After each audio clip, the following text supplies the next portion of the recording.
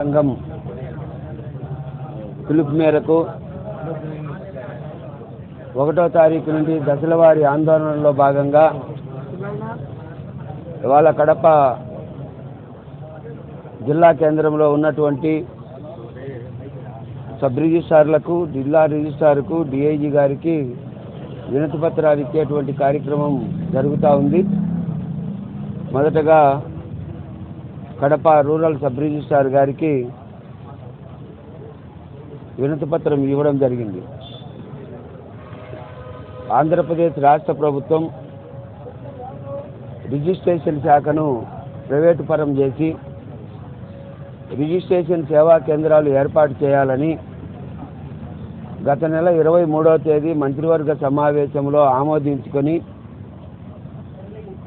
ఆ ఆమోదం ప్రకారం 396 జీవోను విడుదల చేయడం జరిగింది.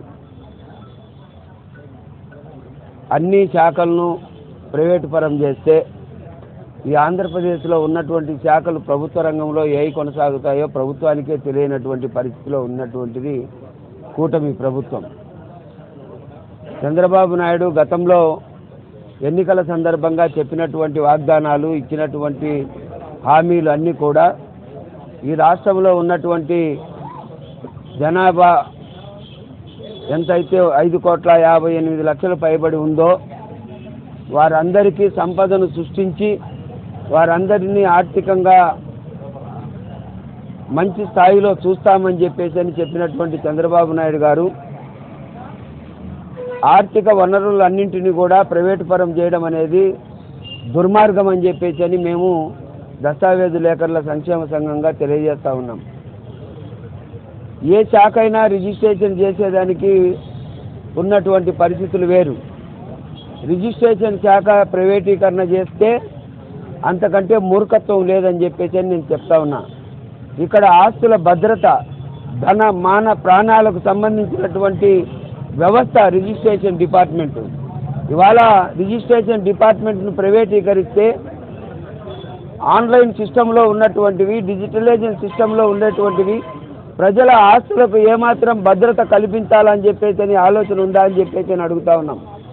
గత ప్రభుత్వం ల్యాండ్ టైటిలింగ్ చట్టం తెచ్చిందని ప్రజల ఆస్తులన్నీ కొల్లగొట్టేటువంటి పరిస్థితి తీసుకొచ్చిందని చెప్పేసి ఎన్నికల్లో ప్రచారం చేసి లబ్ధి పొంది ఇప్పుడు అదే విధానాన్ని నువ్వు కొనసాగించడమే కాకుండా రిజిస్ట్రేషన్ శాఖను పూర్తిగా ప్రైవేటు పరం చేసి ప్రైవేటు వ్యక్తులకు అమ్ముకునేటువంటి దశలో ప్రయాణం చేస్తూ మీరున్నటువంటి పరిస్థితులలో ఈ శాఖ మీద ఆధారపడినటువంటి వేలాది మంది, అంటే డాక్యుమెంట్ రైటర్లు, స్టాంప్ వెండర్లు, డిటిపి ఆపరేటర్లు, వారి సహాయకులు, అట్లాగే అనేక రంగాలుగా పనిచేసేటువంటి దాదాపు 1,00,000 పైబడి జనాభా, 1,00,000 కుటుంబాలు ఆధారపడి బతుకుతూ ఉంటే వాళ్ళందరికీ ఉపాధి కల్పించాల్సినటువంటి ప్రభుత్వమే ఇవాళ వాళ్ళందరినీ వీధుల్లోకి నెట్టేటువంటి పరిస్థితి తీసుకొస్తూ ఉంది.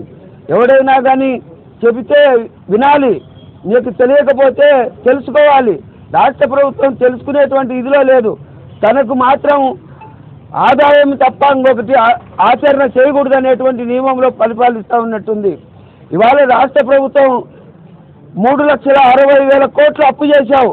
మరి ఈ రాష్ట్రంలో వచ్చేటువంటి ఆదాయం ఏమవుతా ఉందని చెప్పేసి మేము ప్రశ్నిస్తూ ఉన్నాం.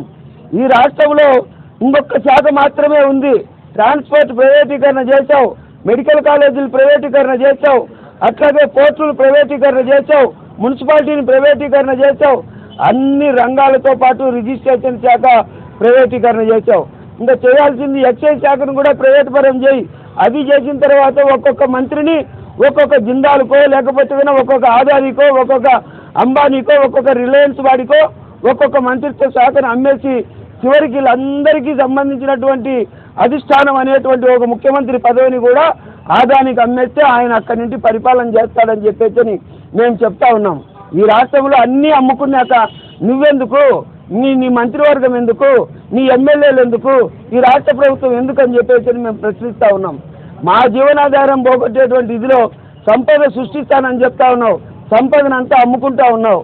ఇదేంది, ఎక్కడి న్యాయం అని చెప్పేసి మేము చెప్తా ఉన్నాం. అందుకోసం అనేసి రిజిస్ట్రేషన్ శాఖ ప్రైవేటీకరణ ఆపాల్సిందే. రిజిస్ట్రేషన్ సేవా కేంద్రాలు ఏర్పాటు తక్షణం దాంట్ను ఉపసంహరించుకోవాల్సిందే అని చెప్పేసి మేము డిమాండ్ చేస్తా ఉన్నాం. లేకపోతే 14వ తేదీన చలో విజయవాడ కార్యక్రమాన్ని నిర్వహిస్తూ ఉన్నాం. వేలాదిగా డాక్యుమెంట్ రైటర్లు, స్టాంపు వెండర్లు, డిటిపి ఆపరేటర్లు, డాక్యుమెంట్ రైటర్ల సహాయకులు, ఆస్తుల యొక్క భద్రత కోరుకునేటువంటి ప్రజలు, ప్రజా సంఘాలు, అన్ని రాజకీయ పార్టీలను కలుపుకొని ఆందోళన చేస్తామని చెప్పేసి ఈ సందర్భంగా తెలియజేస్తా ఉన్నాం.